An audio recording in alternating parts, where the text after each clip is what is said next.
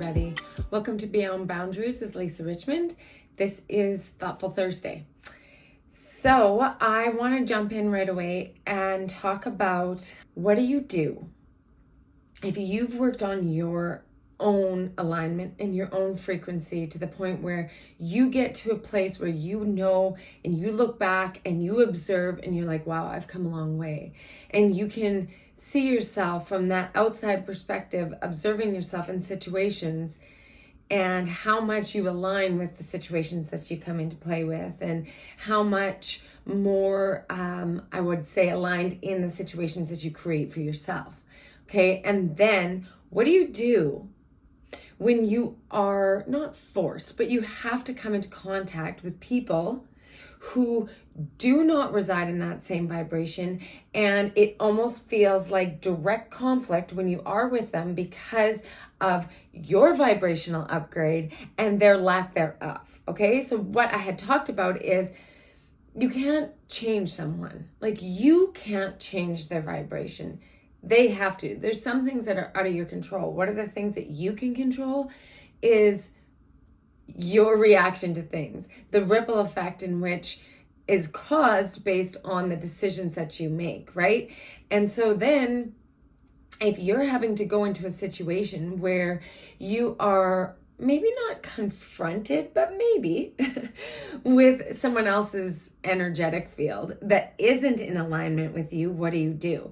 So this happens all the time, right? Like, we still have to reside in this world. We still have to interact with humanity and situations that are outside of the same alignment that is unique to us, right?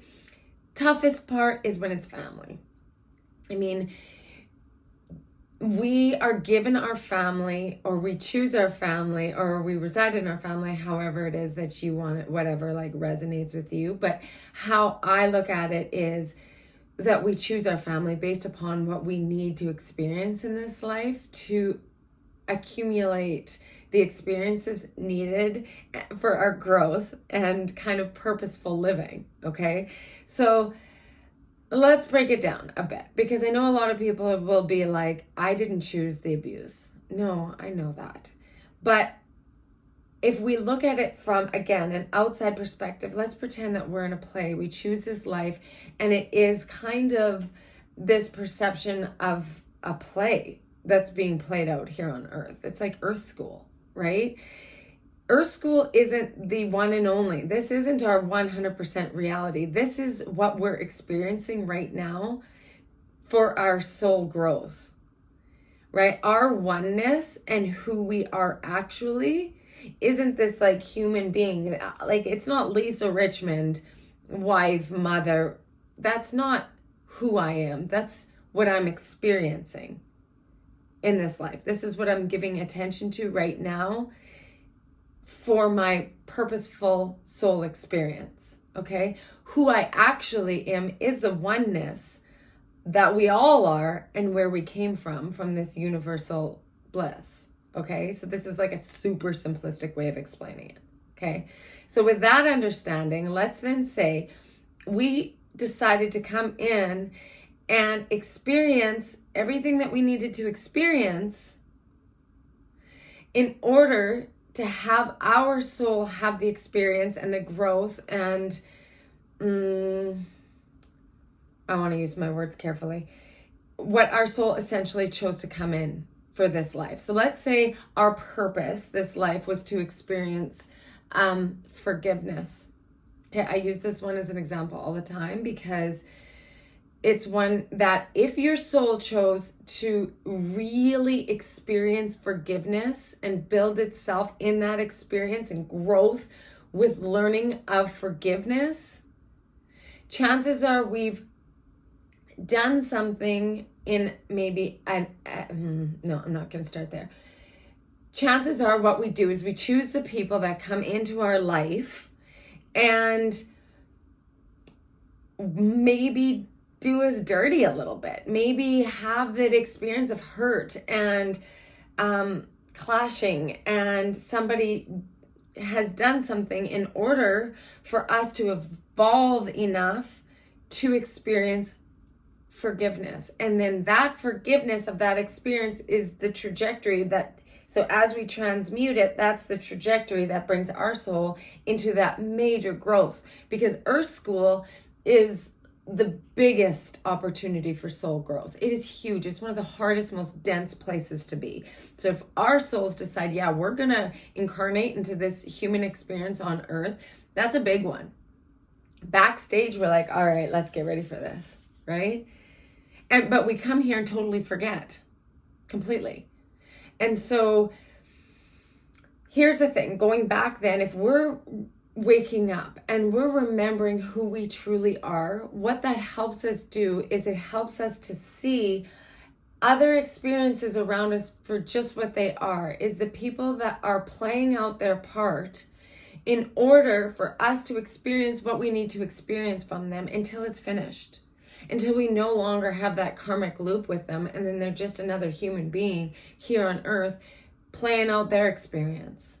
So it's kind of like, if we understand maybe a karmic cycle that we have with somebody and we're to learn and grow with them, and then that karmic cycle plays out and you learn forgiveness and you have this like uninterrupted, full-hearted, soul-opening understanding and growth from it, and you're still here, you can say, thank you, universe, for showing me what this person was here to teach me. Right? What if their interaction just with you, because what they do outside of your interactions, none of your business. But what is your business is how it's still affecting you. So someone can act like a total whatever and act completely out of alignment that's with you. And that is causing their own ripple effect. How it's affecting you, though, is up to you. That is causing your ripple effect. If it's still massively triggering you, awesome opportunity that you still have in order to learn and grow from it. And that's what's happening right now, like all over the place, is we are having these kind of like loose ends that's showing up with either the people that are still tied to our karmic cycle of learning, or people who are still showing up because there is still a lesson to be learned of humility, of independence, of understanding your own personal trajectory. Like, if it's not understood yet, people and situations are going to show up in order to trigger you in that understanding. And instead of being like, why is this still happening? Why is this happening to me? Like we talked about last week, we can have the opportunity to say, how is this still holding a spot in my energetic field? What am I still to learn about this? Because if you've looked at it over and over and the same person is triggering you over and over by their behaviors, there's still a lesson there for you to learn. I know that sounds frustrating, but it's true. I mean, I'm still human. I'm still learning lessons on a daily basis, but I'm getting better at looking and perceiving these situations as growth opportunities. And even maybe it's compassion. Maybe the lesson is listening to whatever it is, feeling the trigger because it's out of alignment with how you resonate, and having compassion for somebody who is in a feedback loop of a negative vibration. Then you have compassion, be like, oh, send them love. Instead of triggering yourself into that feedback loop, you can pull yourself out, realign, and send love. Because that you're in control of, because you're not going to change the way they are. Maybe they'll learn from what you're doing, but you're not going to change it. So the more that you can step away from your need to fix, change, whatever the other person in their situation, focus on your alignment, focus on what it is that's triggering you, okay? So that's what you can do in personal interactions. Really try to step back and see what it is. That's the re-trigger. If with family, lots of times it's past things, past behaviors, past hurts that's still holding space in our energetic field. Opportunity to give that part of yourself so much love that it needs, okay? Another thing that you can do if it's an environmental thing is I go everywhere with crystals and like smudge sticks. So I get like Palo Santo sticks. This one's almost done.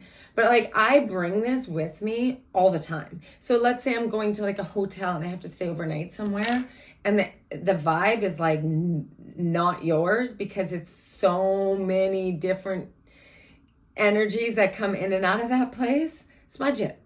Bring, if you don't have a smudge stick, a candle or crystal or voice or whatever it is that you connect with that helps raise your vibration.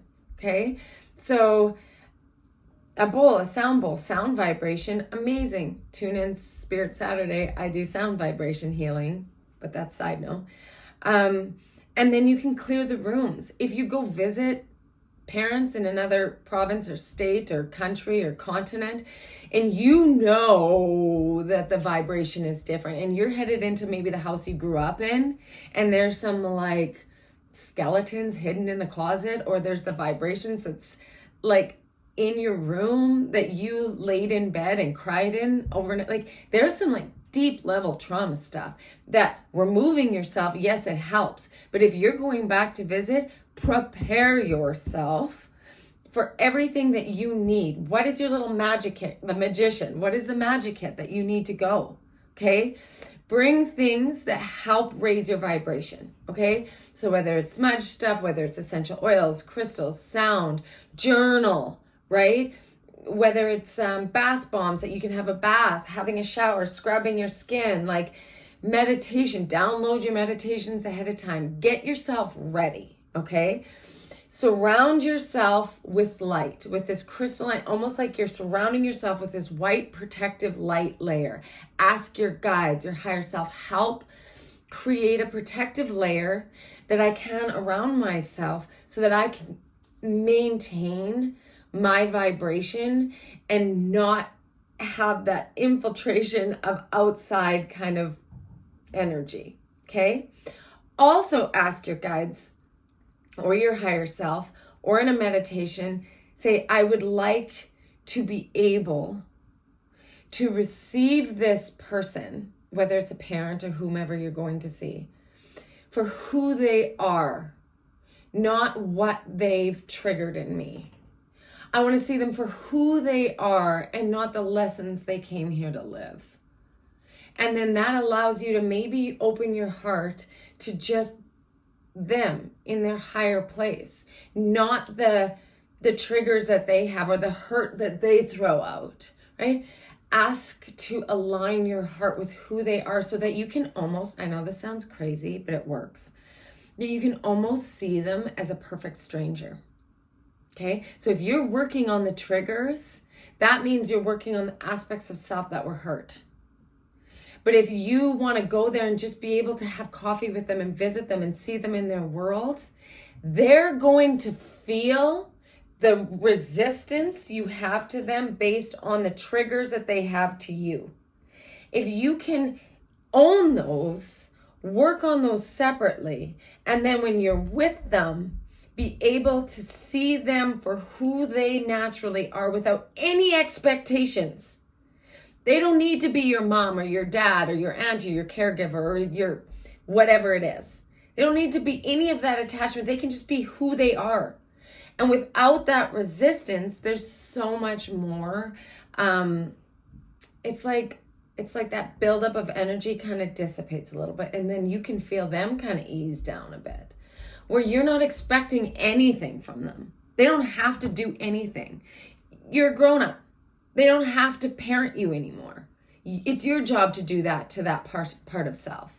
They're just a human being here having their experience. And if you allow that from them and take away that expectations, it's like, even if they start bringing up the past, because that's the cycle that you guys have always been in, and all of a sudden they're still bringing up those same things, then allow that to dissipate. Allow that cycle, step out of that cycle and be like, you know what? I know we've been down this path so many times. I'm curious to see how it just feels for us just to sit and like, tell me about what's been going on with you. What have you been up to? I love the plants that you have around here. It looks like you've been really into gardening. I really love this. Tell me about that.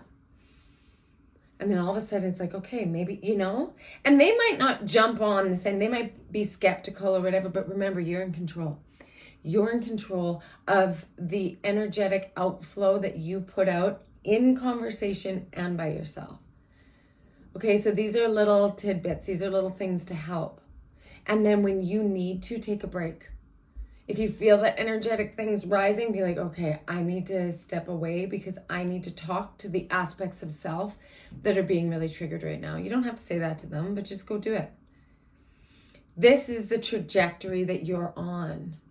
This is the energetic field that you are in control of. Okay, so these are tools that you can use that nobody can take away from you. And if that interaction no longer serves a purpose, and the fact that they're not getting from you maybe what they want and what their connection to you is, and which could be like toxicity, then like chances are the relationship will dissipate. Like you'll probably not feel the need to have to go there, and really check in with yourself. Is this in my highest good? Because it might feel like ugh to go there, but maybe it's in your highest good so that you can practice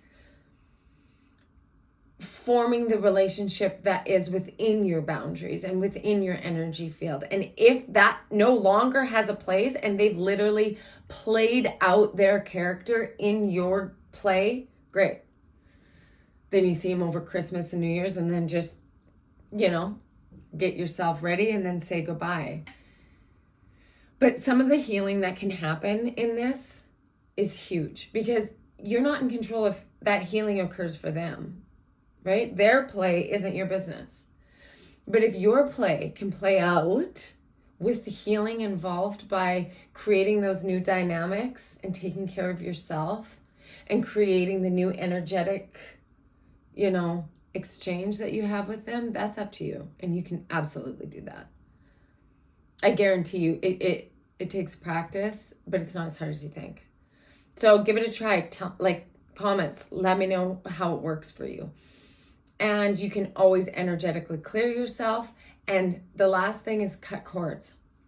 This is one of the biggest things that really helps. So before you go see them, cut cords. You can do it like right now. Like bring that person up into your third eye, visualize them in front of you and cut any cords. I cut any cords that are connected with dysfunction, codependency, hurt, pain. I cut any cords that still reside between us that are in a dense frequency.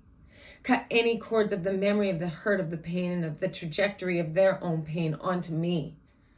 I cut any cords that I still have holding them responsible for the parent that I wanted them to be or the person that I wanted them to be. I cut those cords. So be specific, cut those cords. And then visualize all those cords cut are now just open cords.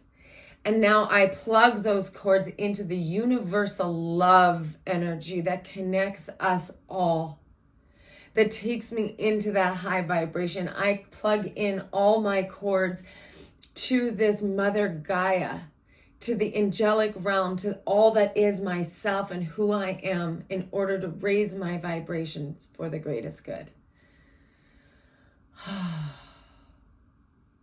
That's some serious healing.